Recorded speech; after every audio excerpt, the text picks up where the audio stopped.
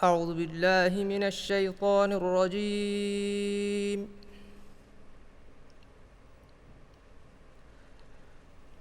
بسم الله الرحمن الرحيم.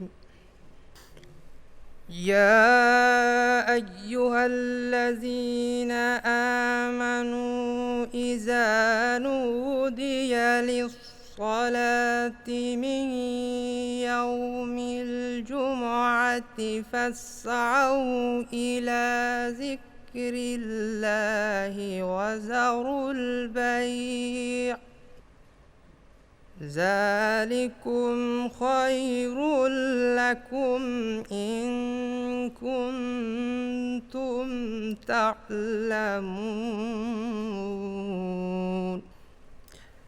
يا أيها الذين آمنوا إذا نودي للصلاة من يوم الجمعة فاسعوا إلى ذكر الله وذروا البيع ذلكم خير لكم إن كنتم تعلمون. فإذا قضيت الصلاة فانتشروا في الأرض وابتغوا من فضل الله واذكروا الله كثيرا لعلكم تفلحون. واذكروا الله كثيرا لعلكم تفلحون. وإذا رأوا تجارة أو لهوا انفضوا إليها وتركوك قائما قل ما عند الله خير من اللهو ومن التجارة والله خير الرازقين. صدق الله العظيم. সূরা আল জুমআ আয়াত 9 থেকে 11। ইরশাদ হচ্ছে, হে মুমিনগণ, জুমার দিনে যখন সালাতের জন্য আহ্বান করা হয় তখন তোমরা আল্লাহকে স্মরণ করো এবং আল্লাহর দিকে ধাবিত হও। ক্রয় বিক্রয় ত্যাগ করো, ইহাই তোমাদের জন্য সর্বশ্রেষ্ঠ, যদি তোমরা তা উপলব্ধি করতে পারো। সালাত সমাপ্ত হলে তোমরা পৃথিবীতে ছড়িয়ে পড়ো এবং আল্লাহর অনুগ্রহ সন্ধান করো।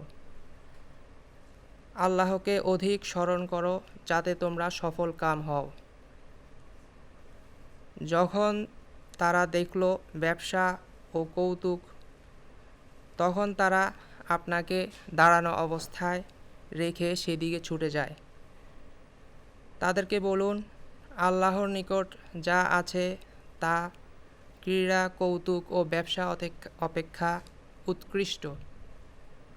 আল্লাহ সর্বশ্রেষ্ঠ রিজিকদাতা।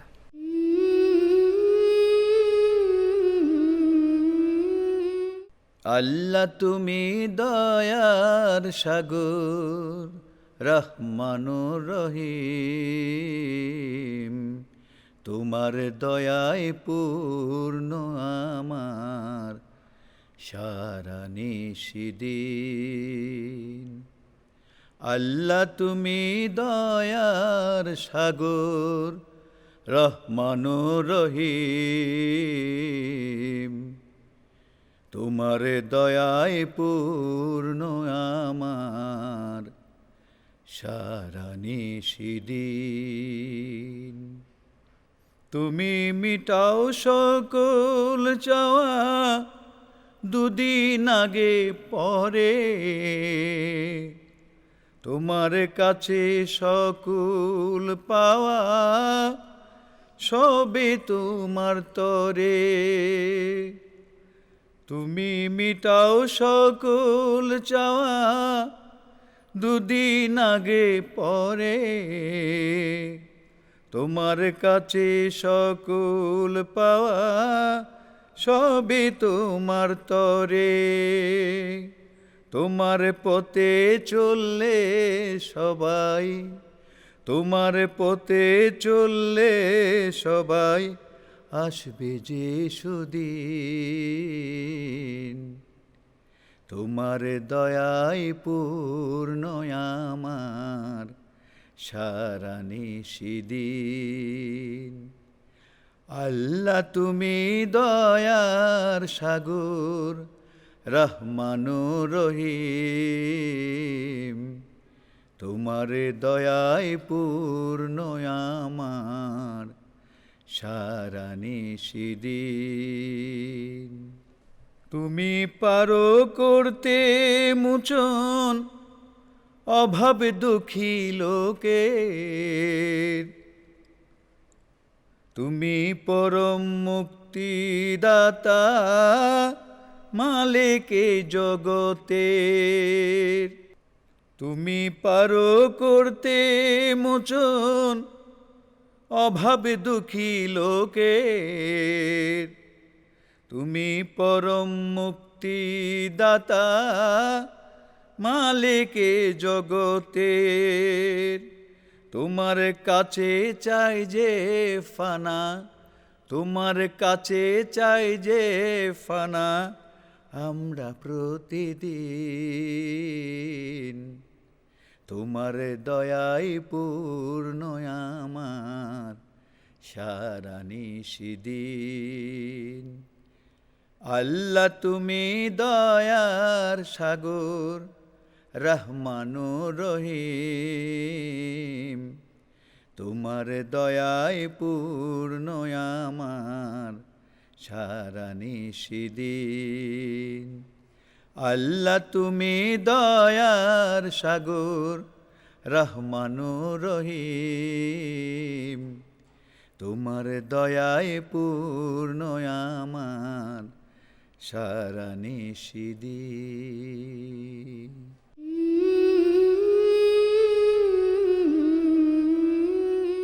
অনেকে আমাদের প্রশ্ন করে সেহরিতে আমরা কি ধরনের খাবার খাবো। 2400 ক্যালোরি আমাদের একজন সুস্থ মানুষের প্রায় 2400 কিলো ক্যালোরি খাবার গ্রহণ করতে হয়। এই খাবারের মধ্যে 60% থাকবে কার্বোহাইড্রেট এবং 15% থাকবে প্রোটিন, ফ্যাট থাকবে 25 থেকে 30%।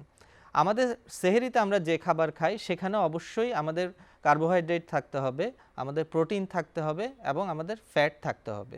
এখন আসি কী ধরনের কার্বোহাইড্রেট আমরা সাধারণত খাবো। আমরা সাধারণত আমাদের দেশের মানুষ ভাতটাকেই প্রাধান্য দিয়ে থাকে বা ভাতকে প্রধান কার্বোহাইড্রেট হিসেবে আমরা গ্রহণ করে থাকি, কিন্তু আসলে সেহরিতে যে খাবারটা খেতে হবে সেটা হচ্ছে সিম্পল কার্বোহাইড্রেট।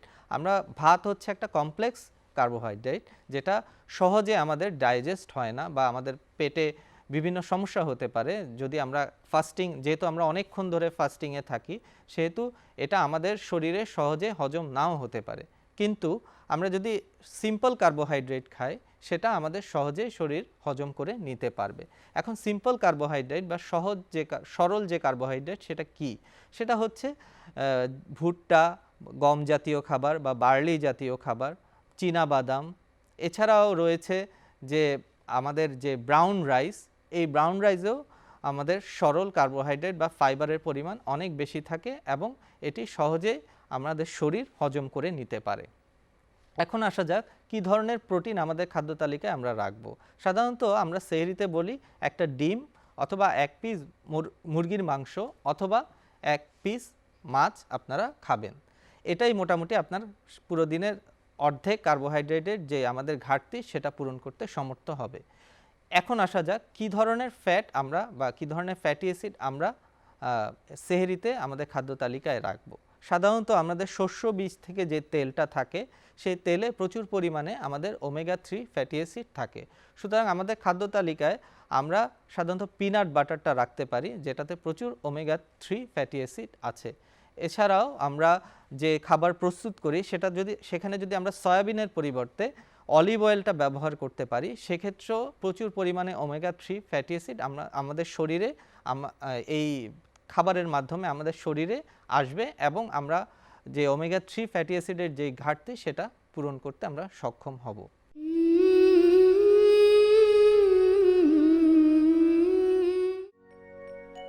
আরো বেরোই মরুর বুকে, কে এলো আজ কে এলো, ও যে মুহাম্মদ রাসূল আমার, মরুর দুলাল সুখের আলো। আরো বেরোই মরুর বুকে, কে এলো আজ কে এলো, ও যে মুহাম্মদ রাসূল আমার, মরুর দুলাল সুখের আলো। ও যে মুহাম্মদ রাসূল আমার, মরুর দুলাল সুখের আলো।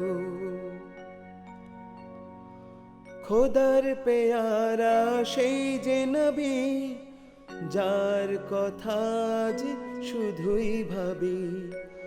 খোদার পেয়ারা সেই যে নবী, যার কথা আজ শুধুই ভাবি।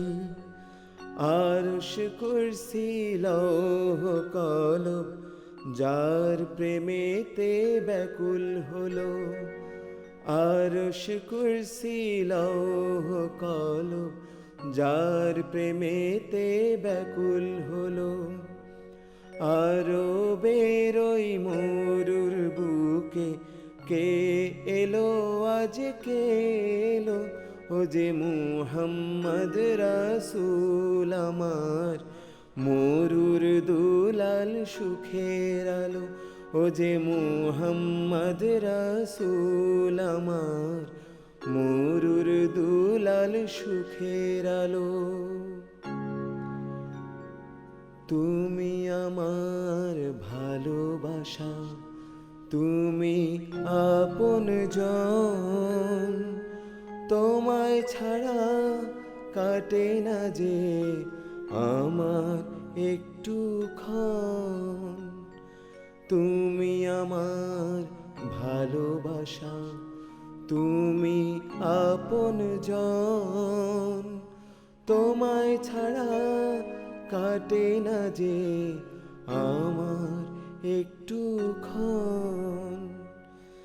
নূরে ঘেরা যে তোমার বদন, চাই যে তোমার দিদারে মন। নূরে ঘেরা যে তোমার বদন, চাই যে তোমার দিদারে মন। স্বপ্নে হলেও এই দুনিয়ায় দেখা দিও, দেখা দিও।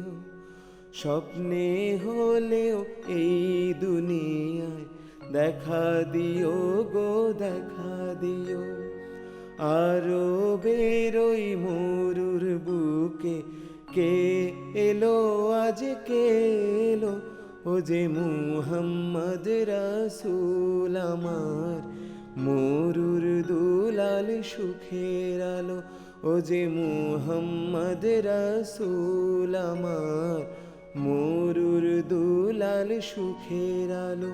ও যে মুহাম্মদ রাসূল আমার, মরুর দুলাল সুখের আলো।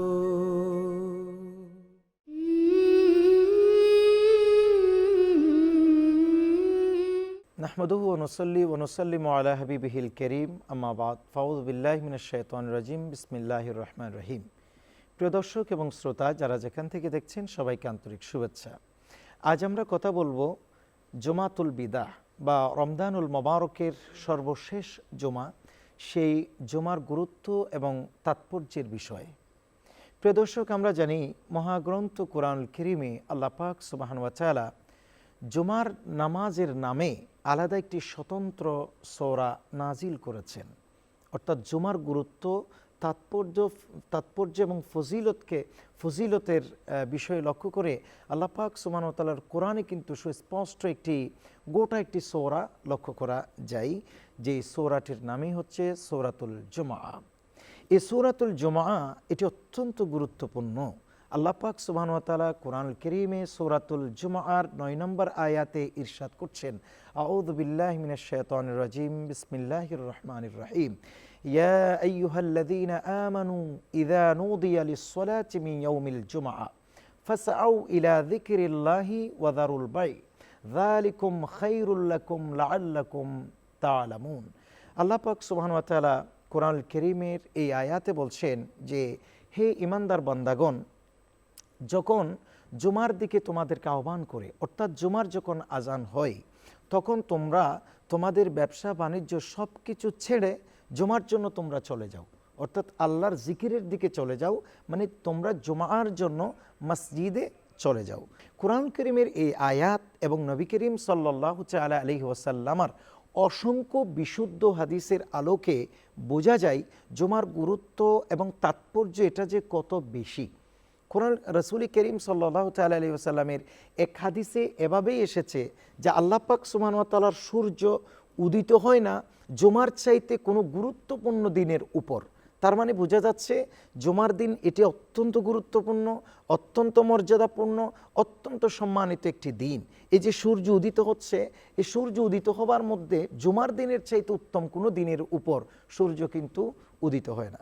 সুবহানাল্লাহি ওয়া বিহামদিহি। কাজেই জুমা সব সময়ই গুরুত্বপূর্ণ, কিন্তু আজকে আমাদের বিষয় শুধু জুমা না, বরঞ্চ জুমাআতুল বিদা। যে জুমাআতুল বিদা মানে কি, যেটা আমরা বুঝি যে অর্থাৎ রমদানুল মোবারকের সর্বশেষ জুমা। এখানে একটা বিষয় বলাই বাহুল্য, সেটা হচ্ছে আমরা অনেকেই জুমাতুল বিদা বললে আমরা মনে করি যে এটার আলাদা মনে হয় আলাদা একটি স্বতন্ত্র কোনো ফজিলত বা তাৎপর্য আছে। আসলে বিষয়টি সেরকম না। কোরআন এবং হাদিসে সরাসরি জুমাতুল বিদা, অর্থাৎ জুমাতুল বিদা বলা হয় রমদানুল মোবারকের শেষ জুমা। এই সরাসরি রমদানুল মোবারকের শেষ জুমার তেমন কোনো আলোচনা সুস্পষ্টভাবে কোনো ফজিলত বর্ণিত হয়নি। তবে এই কথাটা স্পষ্ট যে জুমা তো সবসময়ই গুরুত্বপূর্ণ, সেটা তো আমরা বুঝলাম, কিন্তু এই কথাটা অত্যন্ত স্পষ্ট যে জুমার নামাজ এটা সবসময় গুরুত্বপূর্ণ, কিন্তু রমদানুল মোবারকে আলাদা গুরুত্বপূর্ণ, আলাদা ফজিলত মণ্ডিত, আলাদা সওয়াব, অর্থাৎ সওয়াবের যে পরিমাণ, ফজিলতের যে পরিমাণ, এটা কিন্তু অনেক বেশি। কাজেই যখন আমাদের থেকে জুমা বিদায় হয়ে যাচ্ছে, আমাদের থেকে প্রায় সকল জুমা যখন প্রায় 1 জুমা 2 জুমা 3 জুমা এভাবে করে যখন রমদানুল মোবারকের সব জুমাসমূহ যখন অতিবাহিত হয়ে যাচ্ছে, এই যে লাস্ট যে জুমাটা আমরা পড়তে যাচ্ছি, সেই জুমাটা আমাদের জন্য অত্যন্ত গুরুত্বপূর্ণ এবং ফজিলত মণ্ডিত, এই লক্ষ্যে যে আমরা আগামী বছর আল্লাহ যদি তৌফিক দিলে এরকম একটি গুরুত্বপূর্ণ সময়ের গুরুত্বপূর্ণ জুমা এটা আমরা আগামী বছর হয়তো পাবো। কাজেই জুমাতুল বিদার আলাদা কোনো কোরআনুল কারীমের আয়াতে ফজিলত বর্ণিত না হলেও, হাদিসে পাকে সুস্পষ্টভাবে ফজিলত বর্ণিত না হলেও এটার তাৎপর্য কিন্তু অপরিসীম। সেজন্য আমরা বলবো জুমা সবসময় গুরুত্বপূর্ণ।